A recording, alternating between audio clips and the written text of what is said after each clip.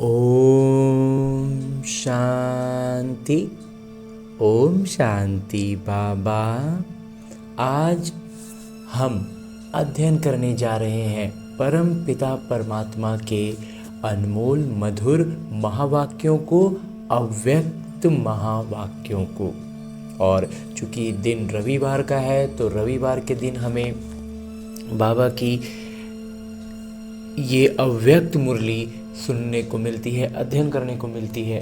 तो हमें भी पूरा प्रयास करना है कि हम अपने अव्यक्त स्थिति में स्थित होकर इस मुरली का अध्ययन करें। और इसके लिए जो सबसे सहज सरल विधि हमें करनी है वो ये कि प्रतिदिन हमें एक समय निर्धारित करना है, एक स्थान निर्धारित करना है। स्थान का अर्थ में बाबा कहते हैं कि वो घर का कोई भी स्थान हो सकता है, घर के बाहर भी हो सकता है। हालांकि घर में सबसे ज़्यादा अच्छा हो, जैसे छत पर भी हो, बाबा कहते हैं हो सकता है, या कोई कमरा हो, कोई भी ऐसी स्थान जहाँ थोड़ा साफ सुथरा हो, थोड़ा खुशनुमा माहौल का हम अनुभव कर पाएँ। हालांकि माहौल से उम्मीद करना अच्छी बात नहीं है, लेकिन फिर भी थोड़ा सा भी जितना कर सकें वैसे माहौल में आराम से बैठना है, बड़े फुर्सत से बैठना। अपनी दिनचर्या में बड़ा फुर्सत का समय हो। फिर चाहे वो इस ब्रह्मा कुमार का मंथन में एक तो है स्नान के तुरंत बाद का जो हम पूजा में रखते थे भक्ति के समय, और या तो फिर एक होता है सोते समय, जब सारी दुनिया के सारे काम काज करके अब हम अपने बिस्तर पर आ जाते हैं, अब एकदम कोई काम नहीं है, अब हमको सिर्फ सोना है। वो हमारा बिल्कुल निजी समय होता है। और वो निजी समय में हम अभी अज्ञान काल में क्या ज़्यादातर मोबाइल में ही समय लगाते हैं। तो बस उसी मोबाइल में ये ऐप खोलना है जिसमें बाबा के महावाक्य हैं, उसको बड़े फुर्सत से एकदम ऐसा अनुभव होगा कि बाबा और हम आमने सामने बस बिस्तर पर बैठ के जैसे परिवार के किसी सदस्य से बात करते हैं ना, बिल्कुल वैसे ही बातें अनुभव होंगी। और इसका अनुभव हम बहुत सहज तौर पर ये भी पाते हैं कि जब हम उनकी उपस्थिति का अनुभव करते हैं, अपने उनके सानिध्य में जैसे ही हम आते हैं, मुझ आत्मा के सारे आत्मिक गुण, शांति, पवित्रता, प्रेम, सुख और हर एक गुण सक्रिय हो जाता है। मैं उससे भरपूर अनुभव करने लगता हूँ। मतलब मैं बाबा के सानिध्य में उपस्थित हो चुका हूँ, बाबा मेरे साथ सामने आ चुके हैं। और जिसके कारण बाबा दृष्टि से जब हम उनको महसूस करते हैं कि वो मेरे सम्मुख है, तो दृष्टि से बाबा मुझ आत्मा में ज्ञान, प्रकाश और अष्ट शक्तियों का प्रवाह करते हैं। और इससे एक ऐसे आनंद का आवरण तैयार होता है जिस आनंद से, आनंद के इस आवरण में मैं और मेरे बाबा बड़ी फुर्सत से बैठकर इत्मीनान से हम अपने दिल की बात बाबा को कहते हैं, और बाबा अपने दिल की बात इसी मुरली में निहित करके मुझसे कहते हैं। समय के महत्व को जान, कर्मों की कूही गति का ध्यान रखो, नष्टो मोहा एवर रेडी बनो। हाँ जी बाबा, आज सर्व खजानों के दाता, ज्ञान का खजाना, शक्तियों का खजाना, सर्व गुणों का खजाना, श्रेष्ठ संकल्पों का खजाना देने वाले माता पिता अपने चारों ओर के खजाने के बालक सो मालिक अधिकारी बच्चों को देख रहे हैं। अखंड खजानों के मालिक बाबा सभी बच्चों को सर्व खजानों से संपन्न कर रहे हैं। हर एक को सर्व खजाने देते हैं, किसी को कम किसी को ज़्यादा नहीं देते, क्योंकि अखंड खजाना है, अखूट है, अखंड है, इसलिए कम ज़्यादा किसी को नहीं, सबको एक समान देते हैं बाबा। चारों ओर के बच्चे माता पिता के नयनों में समाये हुए हैं, सभी खजानों से भरपूर हर्षित हो रहे हैं। आजकल के समय में समय प्रमाण सबसे अमूल्य श्रेष्ठ खजाना है पुरुषोत्तम संगम का समय, क्योंकि इस संगम पर ही सारे कल्प की प्रारब्ध बना सकते हो। इस छोटे से युग की प्राप्तियों और प्रारब्ध के प्रमाण एक क्षण की वैल्यू 1 वर्ष के समान है। इतना ये अमूल्य समय है। इस समय के लिए ही गायन है, अब नहीं तो कब नहीं, अभी नहीं तो फिर कभी नहीं। ये इसी समय के लिए वास्तव में है। बहुत सी चीज़ों के लिए लगा देते हैं, लेकिन वास्तव में इसका मूल अर्थ यहाँ संगम पर बैठ रहा है, इसी के लिए है, क्योंकि इस समय ही परमात्मा का किरदार नूंधा हुआ है। इसलिए इस समय को हीरे तुल्य कहा जाता है। सतयुग को गोल्डन एज कहा जाता है, स्वर्णिम युग कहते हैं। लेकिन इस समय भी हीरे तुल्य भावेगा। लेकिन अभी का जो समय है ना, ये समय भी हीरा तुल्य है। वो तो स्वर्णिम युग होगा, लेकिन अभी का समय पूरी तरह से हीरे तुल्य है। और आप सब बच्चे भी हीरे तुल्य जीवन के अनुभवी आत्माएं हो। इस समय ही बहुत काल की बिछड़ी हुई आत्माएं परमात्म मिलन, परमात्म प्यार, परमात्म ज्ञान, परमात्म खजानों के प्राप्ति के अधिकारी बनते हैं। सारे कल्प में देव आत्माएं महान आत्माएं हैं, लेकिन इस समय परमात्मा ईश्वरीय परिवार है। इसलिए जितना इस वर्तमान समय का महत्व है, इस महत्व को जान जितना अपने को श्रेष्ठ बनाना चाहे उतना बना सकते हैं। आप सब भी इस महान युग के परमात्म भाग्य को प्राप्त करने वाले पद्मा पदम भाग्यवान हो ना। ऐसे अपने श्रेष्ठ भाग्य के रूहानी नशे और भाग्य को जानते अनुभव कर रहे हो ना। खुशी होती है ना। दिल में क्या गीत गाते हो? वाह मेरा भाग्य वाह। क्योंकि इस समय के श्रेष्ठ भाग्य के आगे और कोई भी युग में ऐसा श्रेष्ठ भाग्य प्राप्त हो नहीं सकता, और कभी किसी युग में ऐसा श्रेष्ठ भाग्य बाबा कहते हैं प्राप्त हो नहीं सकता। तो बोलो, सदा अपने भाग्य को स्मृति में रखते हर्षित हो ना। होते हो? जो समझते हैं कि सदा हर्षित होते हैं, कभी कभी वाले नहीं, जो सदा हर्षित रहते हैं वो हाथ उठाओ। सदा सदा अंडरलाइन करना, सदा। अभी टीवी में आपका फोटो आ रहा है, सदा वालों का फोटो आ रहा है। मुबारक हो। माताएं हाथ उठाएं, शक्तियां हाथ उठाएं। डबल फॉरेनर्स क्या शब्द याद रखेंगे? सदा। कभी कभी वाले तो पीछे आने वाले हैं, और जो कभी कभी वाले हैं ना वो पीछे आएंगे। जो सदा वाले हैं वो एकदम शुरुआत से आएंगे।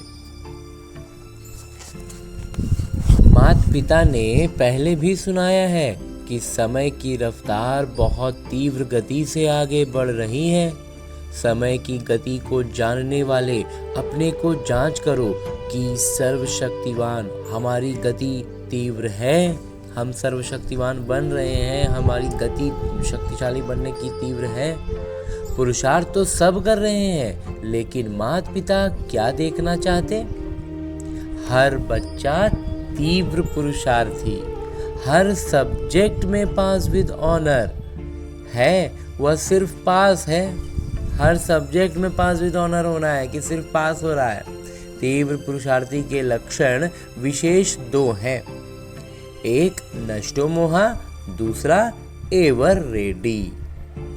ये सब तीव्र पुरुषार्थी के विशेष 2 लक्षण, वो नष्टो मोहा होंगे और हमेशा तैयार खड़े हैं। सबसे पहले नष्टो मोहा, इस देहभान देह अभिमान से है, तो और बातों में नष्टो मोहा होना कोई मुश्किल नहीं है।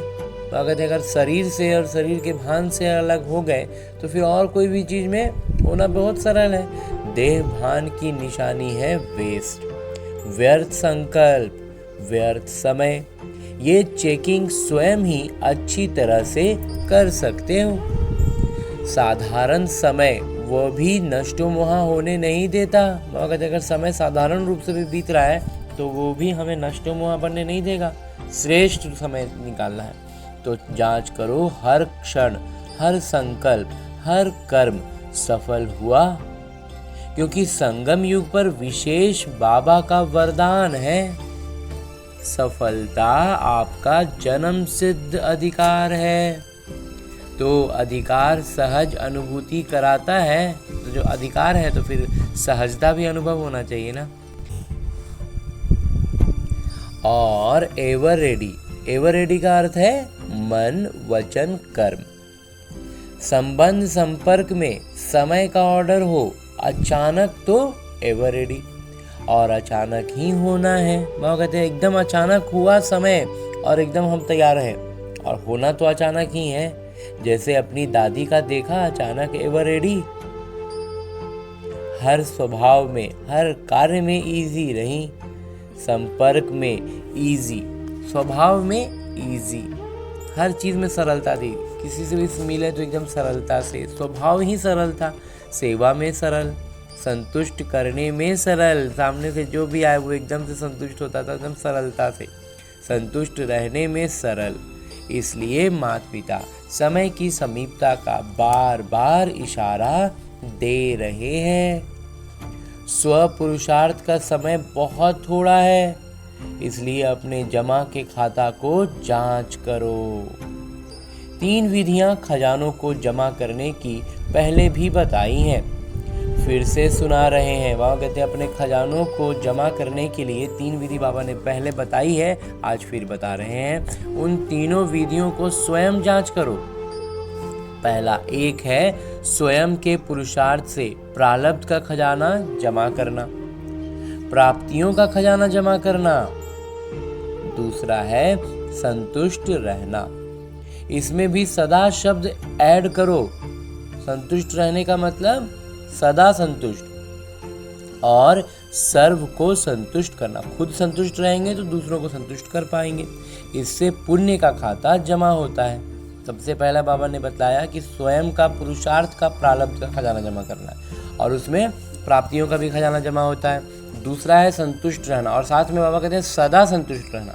खुद संतुष्ट रहेंगे तो दूसरों को भी संतुष्ट करेंगे, इससे क्या होगा, पुण्य का खाता जमा होता है। और ये पुण्य का खाता अनेक जन्मों की प्रारब्ध का आधार रहता है। तीसरा है सदा सेवा में अथक, निस्वार्थ और बड़ी दिल से सेवा करना। इससे जिसकी सेवा करते हैं उनसे स्वतः ही दुआएं मिलती हैं।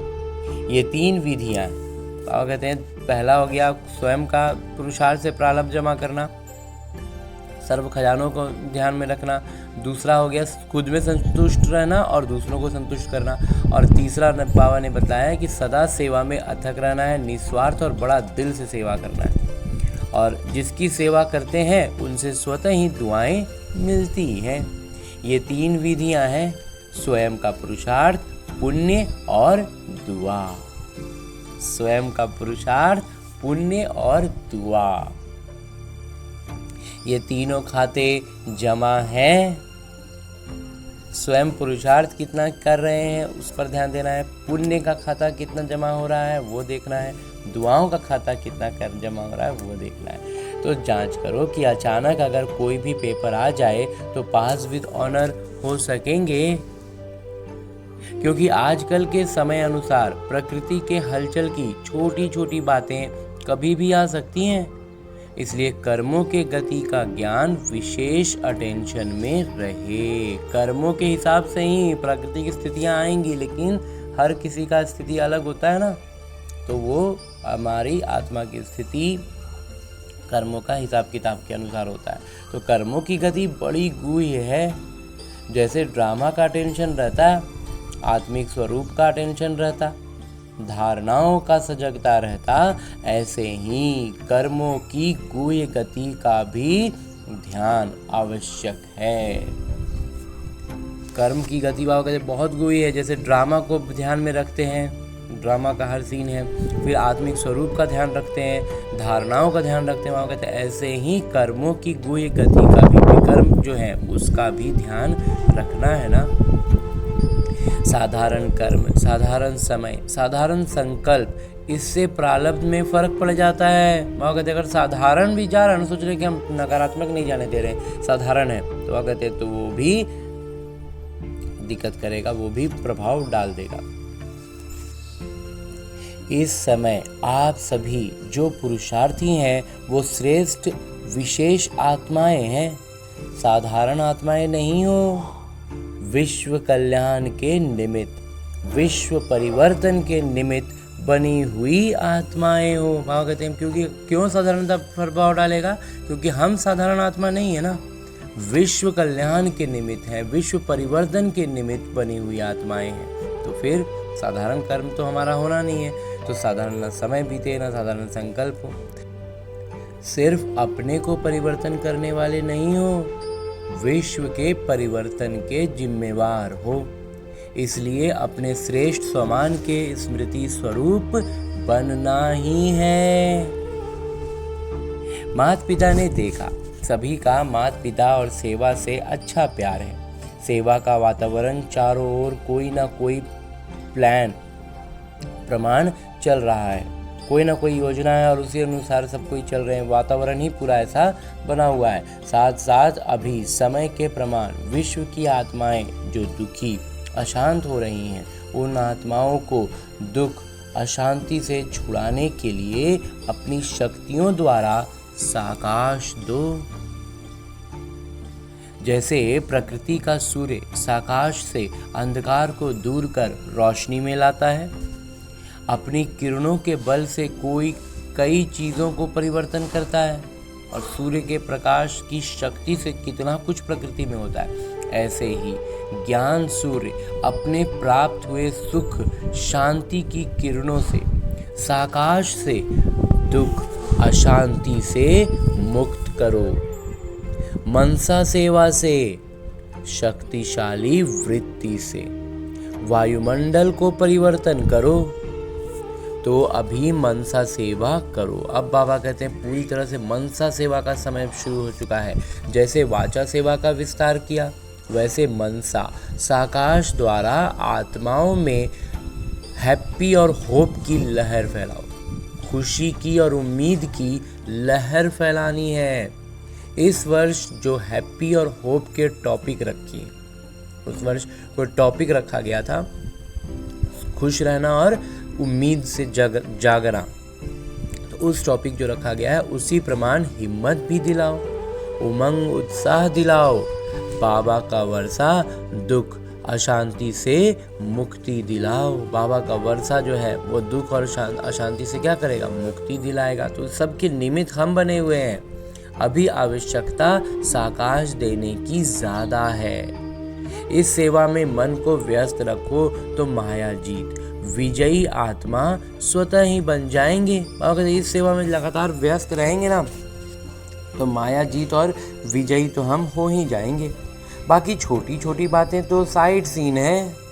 साइड सीन में कुछ अच्छा भी आता है, कुछ बुरी चीज़ें भी आती हैं। एकदम जैसे हमारा ट्रेन का सफ़र होता है लौकिक में, तो उसमें क्या है, कुछ अच्छा भी देखने को मिलता है, कुछ बुरा भी देखने को मिलता है। तो साइड सीन को क्रॉस कर मंजिल पर पहुंचना होता है, लेकिन हमारा ध्यान कहाँ होता है, जहाँ हमारी मंजिल है।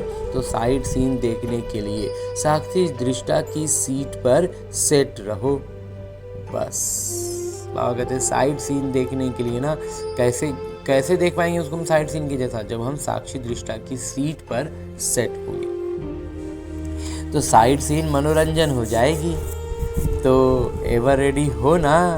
हाँ जी बाबा, कल भी कुछ हो जाए, एवर रेडी हैं एकदम। अभी बाबा कह रहे हैं और अभी कल कुछ हो जाए, बाबा कहते हैं कि उसके लिए भी तैयार हैं।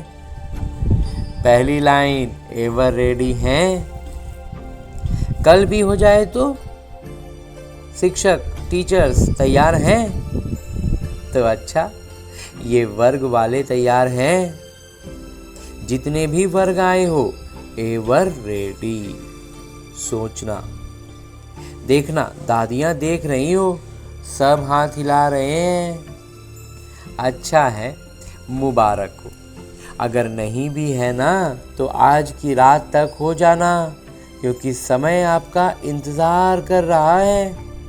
माता पिता मुक्ति का गेट खोलने का इंतज़ार कर रहे हैं। माता पिता भी हमारा ही इंतज़ार कर रहे हैं। एडवांस पार्टी आपका आवाहन कर रही है। क्या नहीं कर सकते हो? सर्वशक्तिवान तो हो ही। दृढ़ संकल्प करो, ये करना है, ये नहीं करना है। बस नहीं करना है तो दृढ़ संकल्प से नहीं को नहीं करके दिखाओ। एक बार कोई चीज़ सोच लिया कि ये चीज़ नहीं करनी है, तो बाबा कहते हैं तो फिर ऐसा दृढ़ संकल्प हो कि वो नहीं का मतलब नहीं रहे। मास्टर तो हो ही ना, बाबा कहते हैं, और इसके लिए हम निपुण हैं। अच्छा, अभी पहली बार कौन आए हैं? जो पहली बार आए हैं वो हाथ उठाओ, ऊंचा हाथ उठाओ, हिलाओ। इतने आए हैं? अच्छा है। जो भी पहली बार आए हैं उनको पदम गुना मुबारक है, मुबारक है। माता पिता खुश होते हैं कि कल्प पहले वाले बच्चे फिर से अपने परिवार में पहुंच गए। इसलिए अभी पीछे आने वाले कमाल करके दिखाना। पीछे रहना नहीं, पीछे आए हो लेकिन पीछे नहीं रहना, आगे से आगे रहना। इसके लिए तीव्र पुरुषार्थ करना पड़ेगा। हिम्मत है ना? हिम्मत है? अच्छा है। हिम्मते बच्चे मददे बाबा और परिवार है। अच्छा है, क्योंकि बच्चे घर का श्रृंगार हो, तो जो भी आए हैं वो मधुबन के श्रृंगार हैं। अच्छा, सेवा का टर्न भोपाल जोन का है। तो बाबा कहते हैं कि अच्छा, बहुत आए हैं, इंडिया हिला रहे हैं। अच्छा है, गोल्डन चांस तो मिला है ना, स्वर्णिम मौका मिला है। आज जो भी सेवा के निमित्त आए हुए हैं, इनमें से सभी ने सेवा का जो बल है, फल है, अतीन्द्रिय सुख की अनुभूति का, वो अनुभव किया। अभी भले हाँ के लिए झंडी हिलाओ जिसने किया हो। बाबा कहते हैं अभी हाथ हिलाओ जिसने किया है वास्तव में अनुभव। अच्छा, अभी तो अतीन्द्रिय सुख का अनुभव किया, ये सदा रहेगा।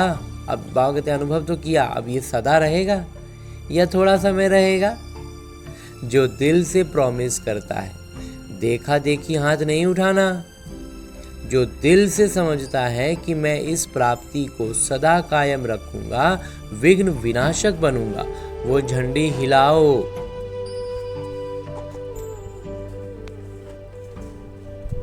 बाबा कहते हैं वो झंडी हिलाओ भले। अच्छा, देखो आप टीवी में आ रहे हो, फिर ये टीवी का फोटो भेजेंगे।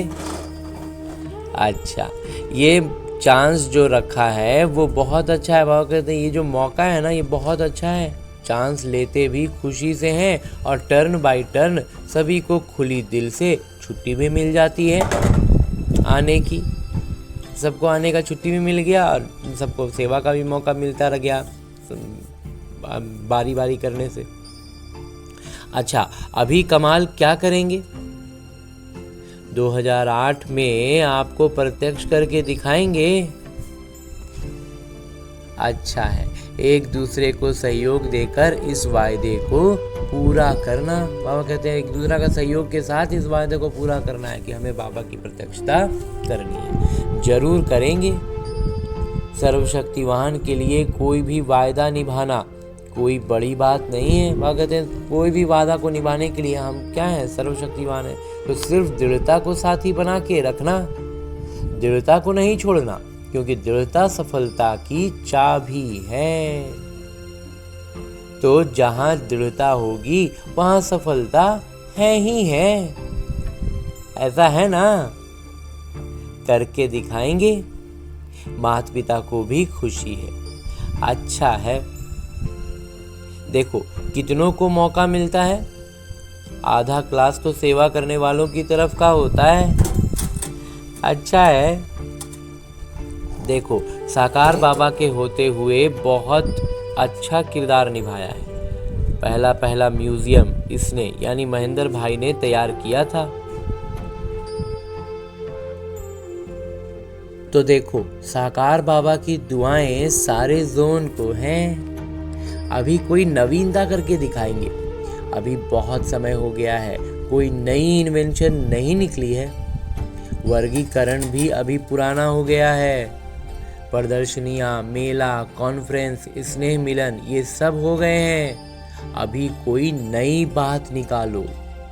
शॉर्ट और स्वीट, खर्चा कम और सेवा ज्यादा।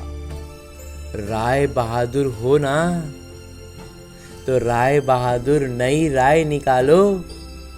जैसे प्रदर्शनी निकली, फिर मेला निकला, फिर वर्गीकरण निकला, ऐसे कोई नई इन्वेंशन निकालो। देखेंगे कौन निमित्त बनता है। अच्छा है, हिम्मत वाले हैं, इसलिए माता पिता हिम्मत रखने वालों को सदा एडवांस में मदद की मुबारक दे रहे हैं। अच्छा, अभी एक क्षण में सभी बहुत मीठी मीठी स्वीट साइलेंस की स्टेज के अनुभव में खो जाओ।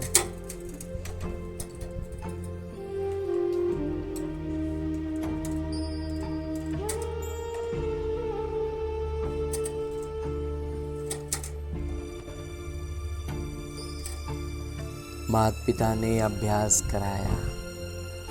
अच्छा, चारों ओर के सर्व तीव्र पुरुषार्थी, सदा दृढ़ संकल्प द्वारा सफलता को प्राप्त करने वाले, सदा विजय के तिलकधारी, माता पिता के दिल तख्तधारी, दोहरे ताजधारी, विश्व कल्याणकारी, सदा लक्ष्य और लक्षण को समान करने वाले, परमात्म प्यार में पलने वाले, ऐसे सर्वश्रेष्ठ बच्चों को माता पिता का याद प्यार, दिल की दुआएं और नमस्ते।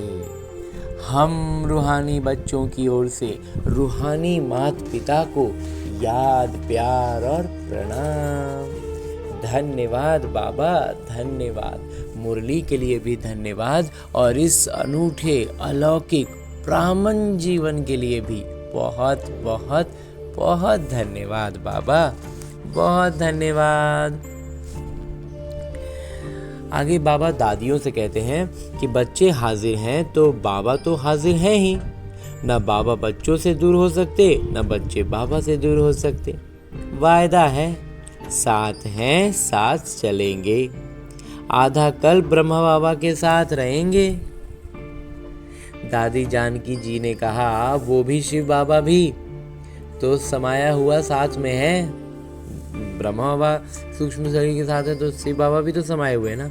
आपकी ये अनुभूति ठीक है, अभी तो गारंटी है, लेकिन जब राज्य करेंगे तो नहीं आएंगे। कोई देखने वाला भी चाहिए ना, ऊपर मन कैसे लगेगा। ड्रामा में किरदार है, ब्रह्मा बाबा तो साथ है ना। देखो ड्रामा क्या करता है। हाँ जी बाबा।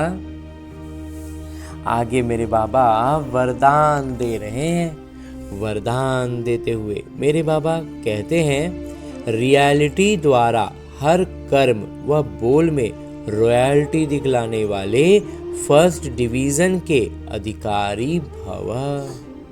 और कहते प्रैक्टिकल में, प्रत्यक्ष रूप से हमारे बोल और कर्म से रॉयल्टी नजर आए, देवी देवताई गुण झलकें, शक्तियाँ झलकें, तब हम होंगे फर्स्ट डिवीज़न के अधिकारी।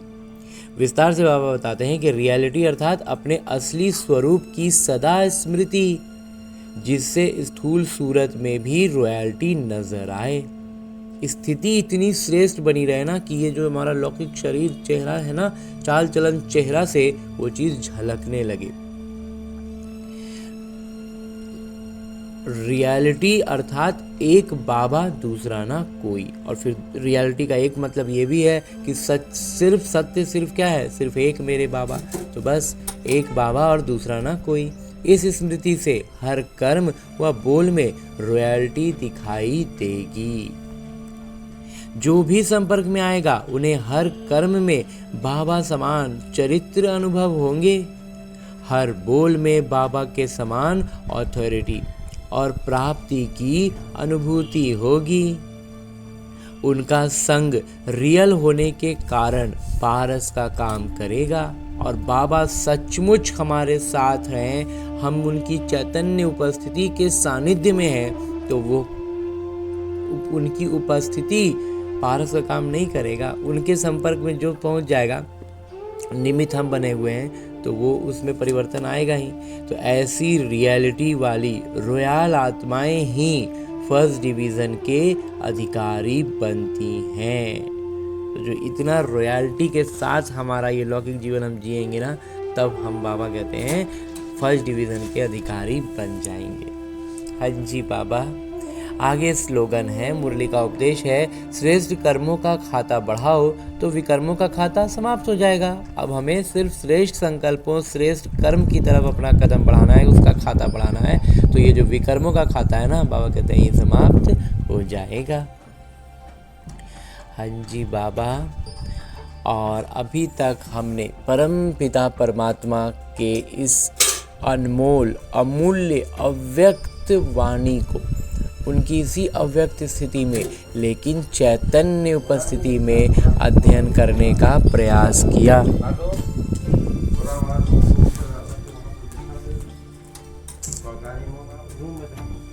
पापा बोलिए नहीं ना, इसमें आ ना जाएगा।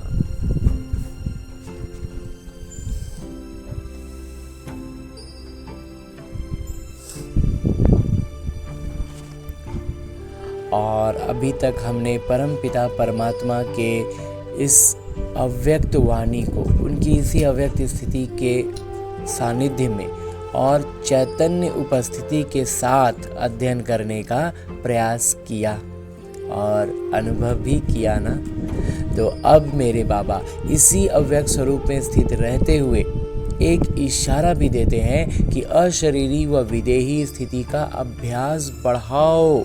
अब हमें सिर्फ और सिर्फ एक ही चीज़ का ध्यान रखना है, अशरीरी अवस्था का अभ्यास। और इसके लिए बाबा हमें भिन्न भिन्न इशारे दे रहे हैं, भिन्न भिन्न आयामों से, ताकि हम इस अभ्यास में निपुण हो सकें। और इस संदर्भ में बाबा ने आज के लिए जो इशारा दिया है वो है, चारों ओर हलचल है, व्यक्तियों की, प्रकृति की हलचल बढ़नी ही है। ऐसे समय पर सेफ्टी का साधन है क्षण में अपने को विदेही, अशरीरी व आत्म अभिमानी बना लेना। तो बीच बीच में ट्रायल करो, एक क्षण में मन बुद्धि को जहाँ चाहे वहाँ स्थित कर सकते हैं। इसको ही साधना कहा जाता है। हाँ जी बाबा।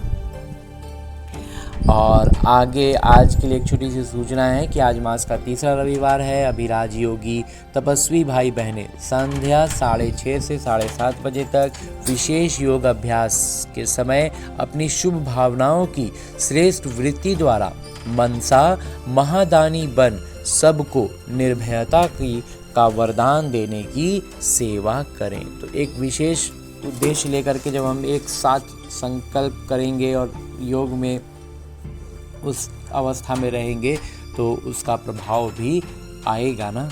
तो इसलिए सामूहिक स्तर पर हमें विश्व के जिस भी स्तर पर जहाँ भी जो हैं, लेकिन सबको अपने अपने समय पर चलेंगे तो एक दिन हम सारा समय ऐसा होगा कि कोई ना कोई ब्राह्मण बच्चा बैठकर योग की अवस्था में होगा। और भारतवर्ष की बात करें तो एक साथ एक समय पर इतनी सारी आत्माएं, हमें ये काम करना है, ये अभ्यास बढ़ाना है। हाँ जी बाबा।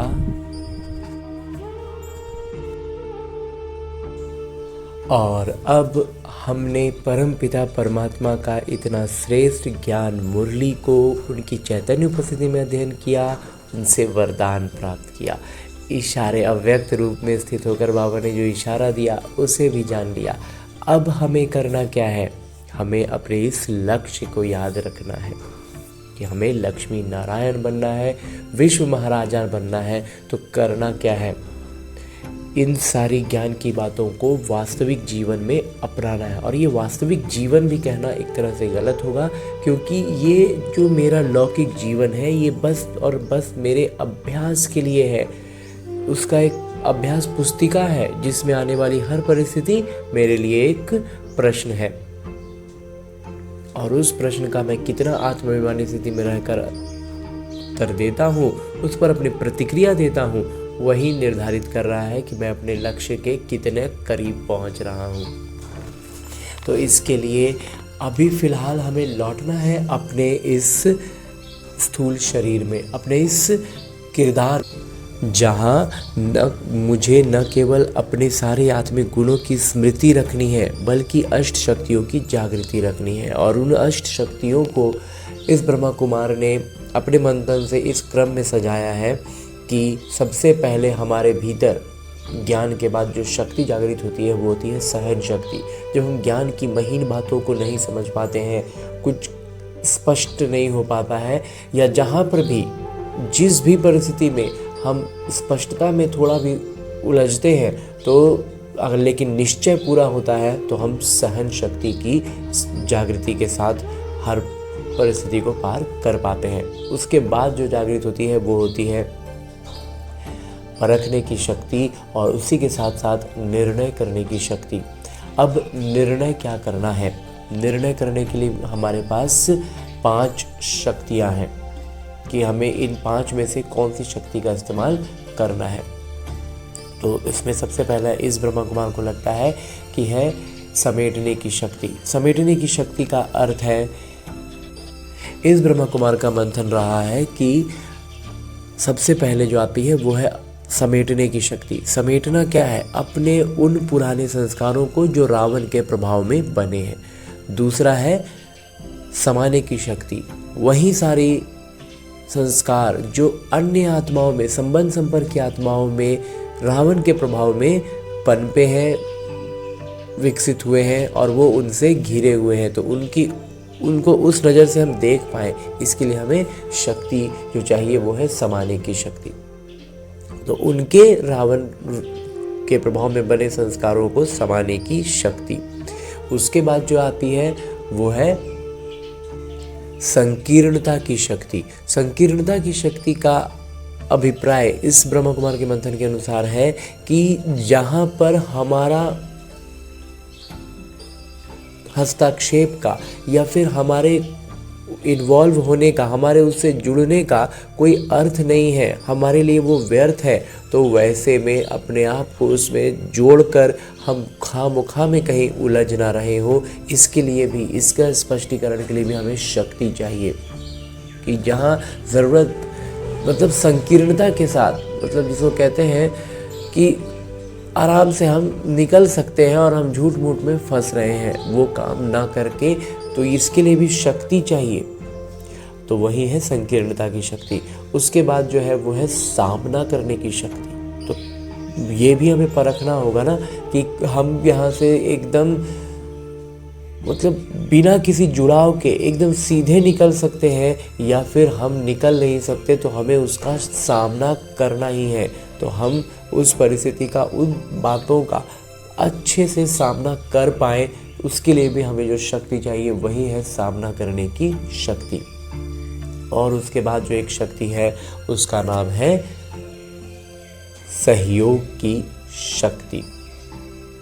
सहयोग की शक्ति का अर्थ है कि जब हम अपने सारे गुणों और शक्तियों से खुद को भरपूर अनुभव करते हैं, सारी शक्तियों की जागृति के साथ होते हैं, तब हम अन्य आत्माओं को सहयोग दे सकते हैं। यूँ तो हम यहाँ गलती ये करते हैं कि आज हमने पहला ज्ञान समझा और हम दूसरों को बताते हैं, तो ये बहुत खुशी और उमंग उत्साह के लिए ठीक है, लेकिन दूसरों को बताने में अगर हम पीछे हो रहे हैं, हम फिसल रहे हैं, वो हमें खींच ले रहे हैं, तो इसका मतलब है कि हम सहयोग की शक्ति से अभी निपुण नहीं हुए हैं। तो जब तक हम खुद का पाँव अच्छे से न जमा लें, हम बाढ़ में किसी बह रहे या व्यक्ति को लौकिक तौर पर अगर उदाहरण के रूप में देखें तो किसी को बहता हुआ क्यों हम रोकें और खुद ही हमारे पाँव जमे नहीं हैं, हमने खुद को रस्सी से कोई चीज़ से बांधा नहीं है, तो फिर हम दूसरों को मदद नहीं कर सकते हैं, हम खुद ही बहने लग जाएंगे।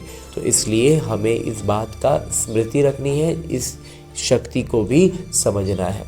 तो इस तरह की अष्ट शक्तियों की जागृति के साथ सारे सातों आत्मिक गुणों को स्मृति में रखते हुए सारी प्रतिक्रियाएं हमारे इसी अनुसार हो, ऐसा अभ्यास करने के लिए लौटते हैं अपने इस किरदार में, अपने इस स्थूल शरीर में। अच्छा, ओम शांति।